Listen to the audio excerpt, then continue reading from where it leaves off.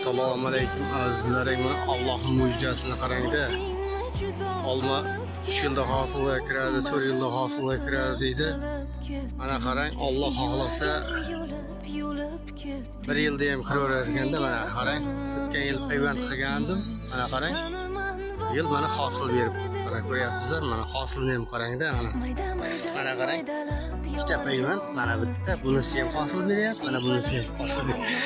Mana bu o'zi semirgan olma. Mana olmalarni qarang-da, mana olmalarni ko'ryapsizmi? Mana ularni qarang. Qarang, mana ularni qarang.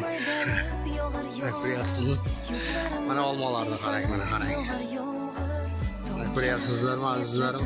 Mana taklariga tushib yotibdi. Mana nabiralaringiz oyoq kiyimlariga qarang. Mana shunday bog'larni yaratib qo'ysangiz, mana qarang.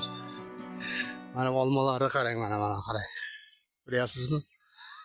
Mana. Mana bular nima deyapti, mana olmalar. Mana qarang. Nabiralarini chopib yurishga qarang, mana bog'da ichida mana. Azizlarim, mehnat qilaveraylik-da.